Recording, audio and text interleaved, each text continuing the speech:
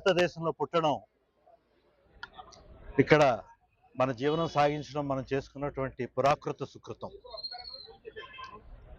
ఏ ధర్మంలోని కూడా లేనటువంటి ఒక ఆచరణ భారతదేశంలో కలుగుతుంది. మన ఇంట్లో సత్యనారాయణ చేసుకున్న, మామూలుగా పూజ చేసుకున్న పండితులు లోకా సమస్త సుఖినో భవంతు అని అంటారు. సర్వలోకంలో ఉండేటటువంటి సమస్త జీవరాశులతో సహా మానవాళి కూడా చాలా బాగుండాలి అనేటటువంటి ధర్మాన్ని పాటించేటటువంటి భారతదేశం మన తాలూకా తల్లి కావడం, ఇక్కడ పుట్టి జన్మను పుచ్చుకుని ఇక్కడ మనం బతకడం మన తాలూకా అదృష్టం. ధర్మో రక్షతి రక్షిత అనేటటువంటి నానుడి మన ధర్మంలో మాత్రమే ఉంది. ధర్మాన్ని మనం రక్షిస్తే ధర్మం మనం రక్షిస్తుంది అనేటటువంటి అచంచల విశ్వాసం ఉన్నటువంటి భారత జాతి ఎన్ని కల్చర్స్ ఉన్నప్పటికీ, ఎన్ని భాషలు ఉన్నప్పటికీ, ఎన్ని ప్రాంతాలు ఉన్నప్పటికీ, ఎన్ని వైవిధ్యభరిత జీవితాలు ఉన్నప్పటికీ మనం అందరం కూడా పైకి రావడానికి కారణం ధర్మాన్ని మనం ఆచరించడం.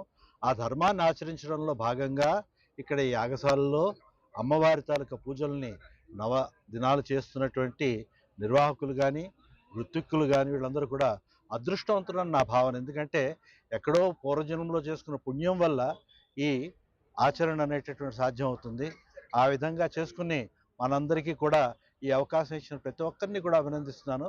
ఆ విధంగానే ఈ కార్యక్రమాన్ని చూసే వాళ్ళందరికీ కూడా ఒక చిన్న విన్నపం, మన ధర్మాన్ని మనం రక్షించడం కోసం మనం అందరం కూడా ప్రయత్నం చేయాలి, అనుదినం ప్రయత్నం చేయాలి. భారతదేశం మళ్ళీ ఒక విశ్వగురువు కింద సాగాలి అంటే ఏకైక మార్గం మన ధర్మాన్ని మనం పాటించడమే. అంచేత ప్రతి ఒక్కరు కూడా ఆ విషయంలో చర్య తీసుకుంటారని, అందరం కలిసి భారతదేశాన్ని మళ్ళీ విశ్వగురువుగా యావత్ ప్రపంచం కూడా తల్లి కాళ్ళ ముందు మోకరిల్లి మన ధర్మాన్ని గౌరవించే విధంగా చేయాలని నా మనవి. అందరికీ నమస్కారం. నా పేరు ద్వారపురెడ్డి పరమేశ్వరరావు.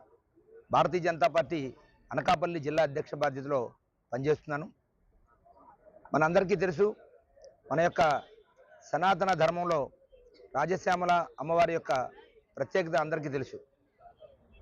ఈరోజు ప్రపంచంలో ఉన్నటువంటి సర్వ మానవాళి, అదేవిధంగా ప్రకృతిలో ఉన్నటువంటి అన్ని జీవులకు కూడా క్షేమంగా ఉండాలని మన యొక్క సనాతన ధర్మం, మన హిందూ ధర్మం కోరుకుంటుంది. మనం ఎక్కడ యాగం చేసినా, యజ్ఞం చేసినా ప్రపంచంలో ఉన్నటువంటి అన్ని జీవులు క్షేమంగా ఉండాలని కోరుకుంటూ మన హిందూ ధర్మం తరపున చేస్తూ ఉంటాం.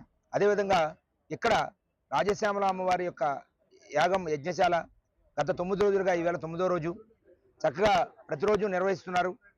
మరి ఈ చుట్టుపక్కల ప్రాంతాల నుంచి భక్తులు అనేక మంది వచ్చి ఇక్కడ పైడితల్లి అమ్మవారి యొక్క గుడి ప్రాంగణంలో జరుగుతున్నటువంటి ఈ యాగశాలలో అమ్మవారి యొక్క దర్శనం చేసుకొని అమ్మవారి ఆశీస్సులు తీసుకొని వెళ్ళడం జరుగుతుంది. అందులో భాగంగా మన ఉమ్మడి విశాఖ జిల్లా నుంచి అనేక మంది పెద్దలు, అదేవిధంగా ముఖ్యంగా బ్రహ్మనాయుడు గారికి ఈస్ట్ వెస్ట్ 2 జిల్లాల్లో కూడా అనేక మంది పరిచయిస్తున్నారు. వారందరూ కూడా ఈ ప్రాంతానికి వచ్చి అమ్మవారి యొక్క ఆశీస్సులు తీసుకొని వెళ్ళడం జరుగుతుంది. అనకాపల్లిలో కూడా డైట్ కాలేజీ ఎదురుగుండా రాజశ్యామల అమ్మవారి యొక్క గుడి నిర్మాణం జరుగుతున్నది. ఇప్పుడు ఆల్రెడీ స్లాబ్ వరకు వెళ్ళింది. రాబోయే 1-2 నెలల్లో ఇక్కడ ప్రారంభోత్సవం కూడా ఉంటుంది.